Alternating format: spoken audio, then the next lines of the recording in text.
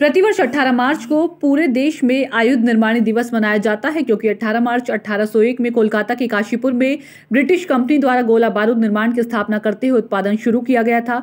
तब से लेकर अब तक इसी दिन समूचे भारत में स्थापित आयुध निर्माणी कंपनियां अपना स्थापना दिवस मनाती हैं।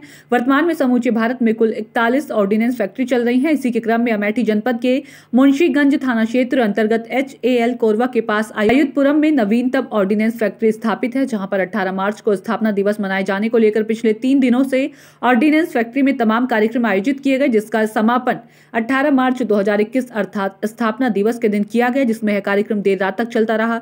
स्थापना दिवस के दिन अत्याधुनिक हथियारों की प्रदर्शनी का उद्घाटन ऑर्डिनेंस फैक्ट्री के GM संदीप जैन तथा महिला कल्याण समिति की अध्यक्षा सुमन जैन के द्वारा संयुक्त रूप से की गई। इस दौरान मीडिया से बात करते हुए ऑर्डिनेंस फैक्ट्री के महाप्रबंधक ने बताया कि अभी यहाँ पर शस्त्रों के उपकरण बनाए जाते हैं, किंतु शीघ्र ही यहाँ पर अत्याधुनिक असाल्ट राइफल AK-203 का निर्माण भी शुरू कर दिया जाएगा। ये आज आपके फैक्ट्री में किस तरह का कार्यक्रम किया गया है, क्या है? ये हम लोग ऑर्डिनेंस फैक्ट्री डे मना रहे हैं, जो आयुध निर्माणियों में 18 मार्च को सबसे पहला प्रोडक्शन शुरू हुआ था 1802 में काशीपुर में।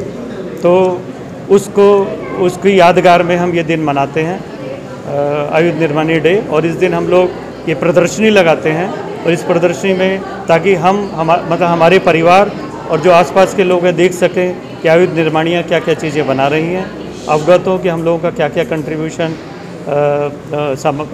इंडियन आर्मी को है और इस समाज को है।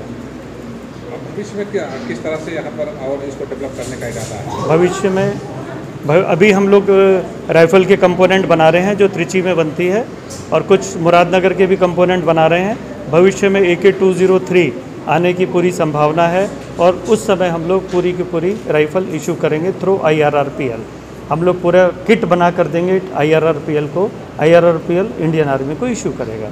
अभी तक इसी तरीके की अंडरस्टैंडिंग चल रही है, और कभी भी इस तरीके का डिसीजन सरकार से आ सकता है।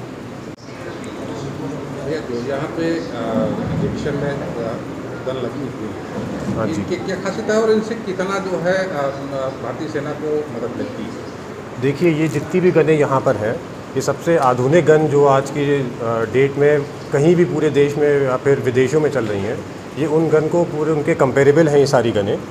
और जो भी आर्मी की जो लेटेस्ट रिक्वायरमेंट है आज की डेट में वेपन की, उनकी हर रिक्वायरमेंट में लगभग ये गन खरी उतरती हैं। और जो आगे जो हम लोग AK-203 की जो बात कर रहे हैं, वो भी आप ये मानिए कि लगभग ये गन जो है वो सारी गनें उसी लाइन पे ही बनी हुई हैं।